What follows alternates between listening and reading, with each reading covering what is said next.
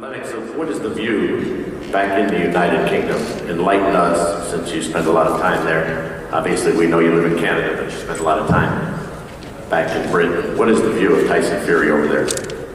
You know, I think the view is that Tyson Fury is the man that stepped up.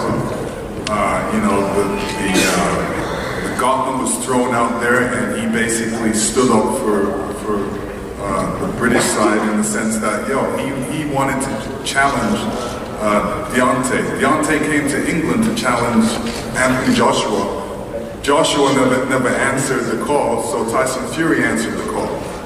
Let me ask you, Evander Holyfield. Evander, you fought everybody, and Lennox just brought this up. Can you understand another heavyweight with the title, Anthony Joshua, not wanting to take a fight with the other champion after you fought everybody, no matter who they were, where it was at, bigger, stronger, faster, more powerful? Can you understand why a champion would not want to fight another champion?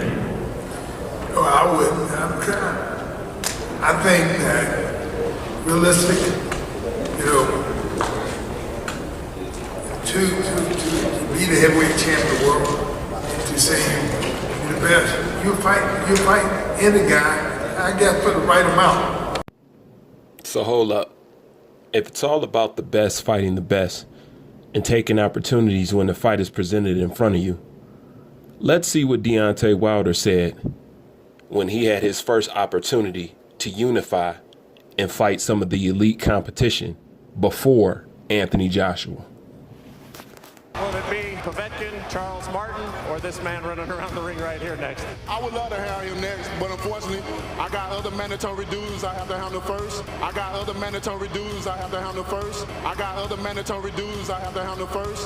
Like that, I wouldn't fight for nothing, because I don't fight for free.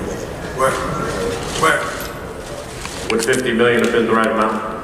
yeah, I would have been there. So Deontay Wilder had the opportunity to fight Tyson Fury, then had the opportunity to fight Charles Martin and to be able to unify right there. And then he had the opportunity to fight Alexander Povetkin. Alexander Povetkin, which if he did fight, would be his highest payday to this date. So what he's fighting Tyson Fury for $4 million. Well, if he fought Alexander Povetkin, that would have got him paid $4.5 million. Okay, but I'll digress. Let's keep going. I look what gladiators, we're in a gladiator sport, so, we take on all comers because we want to prove that we're the best. When we say to ourselves, oh, I don't want to box that guy, all of a sudden there's an alert. Why doesn't he? I thought you're the best, you're supposed to fight all comers, so. Will it be Povetkin, Charles Martin, or this man running around the ring right here next? I would love to have him next, but unfortunately, I got other mandatory duties I have to handle first. That's the way it should be. Yeah, but Jim, listen, why it's not just definitely Joshua. Maybe Eddie Hearn doesn't want to put him in with a guy like Wilder when he's selling 80,000 people seats over there fighting B-rated guys like Povetkin. The public does not care about promoters. The public does not care. But it's not necessarily Joshua. Well, at some point, the fighter has to take over for himself. And that's possible. All right, let's go down the line. We'll start with Riddick Bowe. Now you see, this is sad right here. This is real sad. See, this is exactly why Anthony Joshua has no business fighting in America. This is exactly why. They're letting you know this is bigger than some Anthony Joshua versus Deontay Wilder. This is a tussle over the power of who gonna run boxing. I've said it before. This is big. Here you have Showtime. They could be sitting up here bringing more attention and promoting Tyson Fury, Deontay Wilder fight.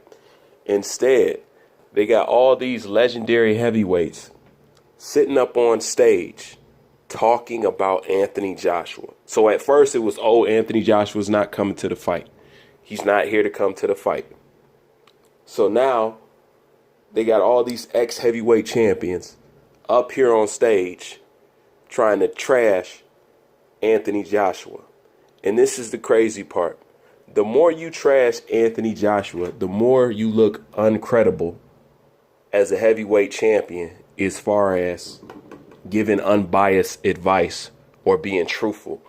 Because there's no way in the world you can criticize Anthony Joshua for anything he has done, and not once have you criticized Deontay Wilder for not putting himself in a position to be workable, to be able to do business with. There's no way you can do that. You can't chastise a man who's unified twice, holding 3 of the belts,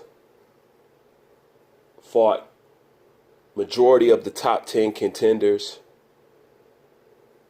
and is the highest paid and sells the most tickets. And he didn't do it through cherry picking and fighting bums.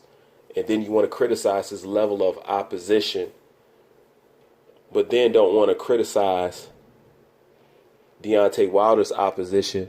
And Anthony Joshua has fought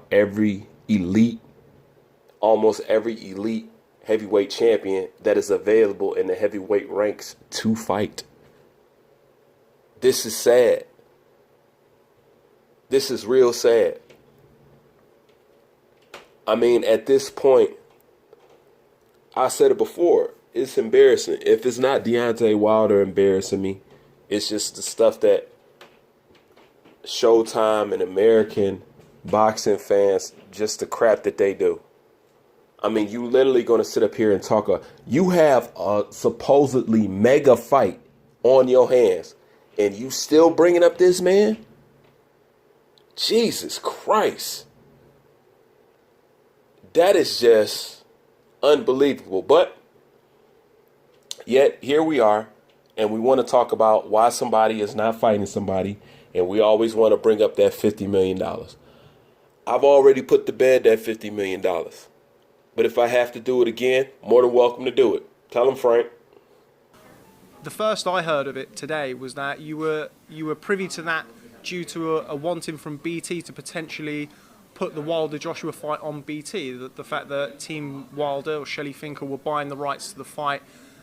I didn't know that. Explain how that side of things works. Well, that's what they were doing. They offered the the guarantee of the 50 and the 30 on the strength of buying the rights to put the fight on. Now, that's Frank Warren, okay? Letting you know about the $50 million, okay? That $50 million was fugazi. It wasn't even put up by Al Heyman. And on top of that, it was a $50 million hidden behind a glass door. Anthony Joshua could not get his hands on it simply because they wanted to do something that by legal obligation he's not able to do. You can't leave one network and go fight on another network and you're under a contract with this network. You just can't do that.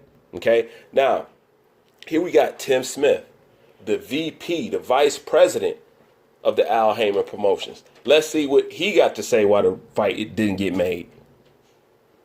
How important is it to land that Anthony Joshua fight for Deontay Wilder? Well, you know what? Here's the thing with all of that, and this is the thing this is why I admire Al. Because he doesn't get into back and forth about what it takes to get this done, what it takes to get that done.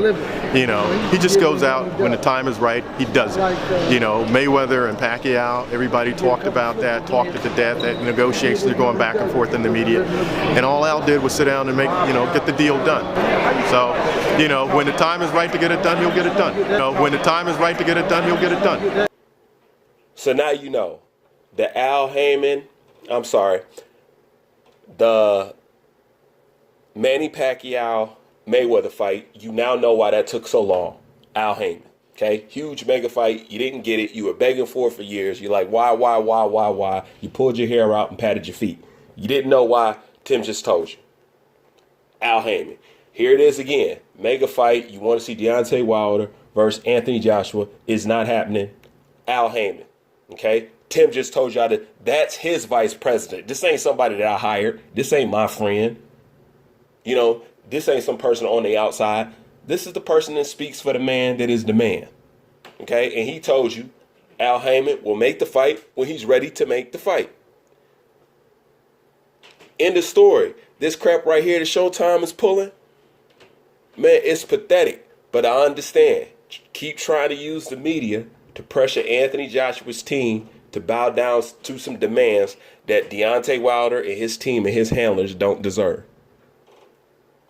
It was a smart plan, but it's not going to work because I think now is the first time we're dealing with observers of the sport that's no longer being fooled by bullshit. That is the one good thing about this internet YouTube stuff. You know, people are able to share information, expose to you what they know, and what they know can now be put on a more wide stream at a public level for the general population to know. And people are getting fooled less. So it was a nice try. And it was working. But you guys got disposed of the middle of it. And clean your act up, man. This is just pathetic out here, man. You're making America look like a bunch of pussies on top of Deontay Wilder. I mean, how much more pathetic can we be looking out here? You know, you got this huge mega fight, supposed to be the biggest fight, supposed to be the best fight and the best, and yet y'all talking about somebody who yet don't want to fight the best. So you're using this platform, which is used for the best fight and the best, to promote somebody who you guys don't think is the best and that is dodging the best. It's all about money at the end of the day, man.